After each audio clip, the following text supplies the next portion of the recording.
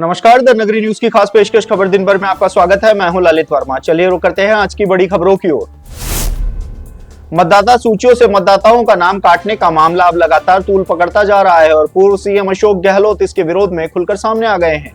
पूर्व सीएम ने एसआईआर के तहत 2 और आपत्तियां दर्ज करवाने और आखिरी दिन बीजेपी पर फर्जीवाड़ा करने के आरोप लगाते हुए तंज कसा है। गहलोत ने भाजपा के इशारे पर वोटर लिस्ट से गलत तरीके से नाम काटने और जोड़ने का आरोप लगाते हुए अफसरों को चेतावनी दी है। गहलोत ने सोशल मीडिया पर पोस्ट करते हुए लिखा है कि भाजपा ने ऐसा दुस्साहस कर जनता और लोकतंत्र का अपमान किया है। मेरे निर्वाचन क्षेत्र सरदारपुरा तक में ऐसा कुप्रयास किया गया है। मैंने राज्य निर्वाचन आयुक्त नवीन महाजन से फोन पर बात कर इस संबंध में जानकारी दी है और जल्द ही कार्रवाई की मांग की है। इसके साथ ही गहलोत ने लिखा है कि आज का दिन राजस्थान में के लोकतंत्र के लिए काला अध्याय जैसा है, जिससे भाजपा को बेनकाब कर दिया है। राजस्थान में फेक ट्रैफिक ई चालान के जरिए साइबर क्रिमिनल्स लोगों को ठगी का शिकार बना रहे हैं। मोबाइल पर मैसेज से ई चालान भरने का लिंक भेजकर लोगों को साइबर फ्रॉड का शिकार बनाया जा रहा है। राजस्थान पुलिस की ओर से ऐसे ठगों से सावधान रहने के आमजन के लिए एडवाइजरी जारी की गई है। डीआईजी विकास शर्मा ने बताया है कि राजस्थान पुलिस की ओर से ट्रैफिक नियमों को तोड़ने पर ई चालान की कार्रवाई की जाती है। ट्रैफिक ई चालान को ही साइबर क्रिमिनल्स ने फ्रॉड का नया तरीका बना लिया है। आमजन को मोबाइल पर ट्रैफिक के ई चालान मैसेज भेज रहे हैं, साथ ही मैसेज से भेजे लिंक के जरिए ई चालान भरने का दबाव बना रहे हैं। पेमेंट करते ही बैंक अकाउंट से पैसे निकल जाते हैं। साथ ही मोबाइल पर एक ऐप इंस्टॉल हो जाता है, जिससे आपकी सभी जानकारी उन तक पहुंच जाती है और ओटीपी तक उन तक मिल जाती है। पुलिस ने ऐसे लिंक पर क्लिक नहीं करने के लिए आमजन से अपील की है। राजस्थान में आमजन को आज सुबह से और शाम को कड़ाके की सर्दी से राहत मिलने की संभावना है। 17 जनवरी से प्रदेश में उत्तरी हवा कमजोर होगी। इससे तापमान में 2 से 4 डिग्री तक की बढ़ोतरी दर्ज होने की संभावना है। इसके साथ ही पश्चिमी राजस्थान के जिलों में उत्तरी हवा का असर कम होने और तेज धूप रहने के चलते तापमान में बढ़ोतरी दर्ज की गई है।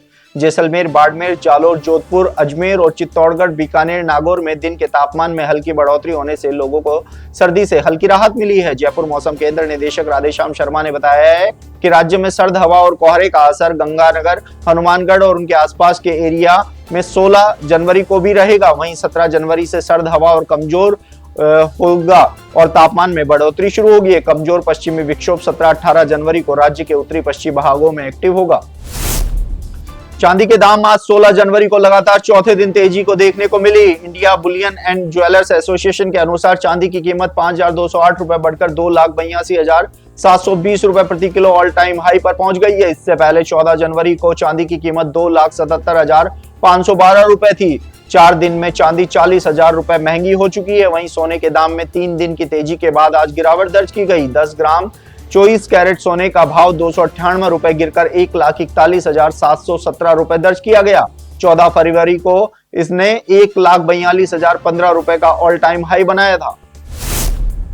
टोंक जिले में खाकी के दाग मिटने का नाम नहीं ले रहे हैं। पहले बजरी माफियाओं से मिलीभगत के चलते एक एएसआई सहित 5 पुलिसकर्मी नप चुके हैं, तो वहीं अब एक बार फिर से सोप पुलिस थाना पुलिस विवादों में है। सोप के रघुनाथपुरा गांव में पुलिसकर्मियों द्वारा देर रात एक घर में घुसकर महिलाओं से मारपीट करने और उनको प्रताड़ित करने का सनसनीखेज मामला सामने आया है। रघुनाथपुरा निवासी पीड़ित मथुरा लाल मीणा ने पुलिस अधीक्षक कार्यालय पहुंचकर थाना अधिकारी और पुलिसकर्मियों पर कार्रवाई की गुहार लगाई है। पीड़ित परिवार के लोगों ने बताया कि गुरुवार की देर शाम करीब 6 बजे लगभग 2 गाड़ियों में पुलिस की वर्दी पहने हुए 10-12 लोग सोप थाना अधिकारी के साथ घर में अचानक घुस गए और मारपीट कर शुरू कर दी। पुलिसकर्मियों ने एक गर्भवती महिला के साथ भी मारपीट की। परिजनों ने पुलिस अधीक्षक राजेश मीणा को अपनी पीड़ा सुनाते हुए कहा है कि पुलिसकर्मियों ने उनके परिजनों और महिलाओं के साथ बेरहमी से मारपीट की।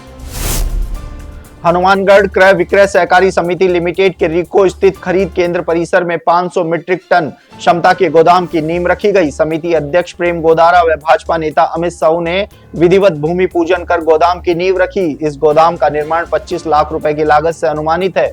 गोदाम निर्माण से खाद्य भंडारण की समस्या काफी हद तक दूर होने की बात कही जा रही है। इस मौके पर भाजपा नेता अमित चौधरी ने कहा कि हनुमानगढ़ क्रय विक्रय सहकारी समिति का क्षेत्राधिकार काफी बड़ा है। उनका प्रयास है कि बड़े गोदामों भी समिति के इस परिसर में बने, ताकि समिति के माध्यम से जिन कृषि जिनसों की सरकारी खरीद होती है उनके भंडारण में कोई समस्या ना आए, इससे किसानों को भी राहत मिलेगी और समिति के आमदनी भी बढ़ेगी। प्रेम गोदारा ने बताया है कि सरकार की ओर से बजट पूर्व सुझाव मांगे गए हैं। उन्होंने जिला प्रभारी मंत्री को लिखित सुझाव दिया है कि 100 गुना 300 फीट का एक शेड किसानों को क्रय विक्रय सहकारी समिति परिसर में उपलब्ध कराया जाए, ताकि समर्थन मूल्य पर जिनसों की सरकारी खरीद के समय विपरीत मौसम में किसानों की समस्याओं का सामना न करना पड़ सके।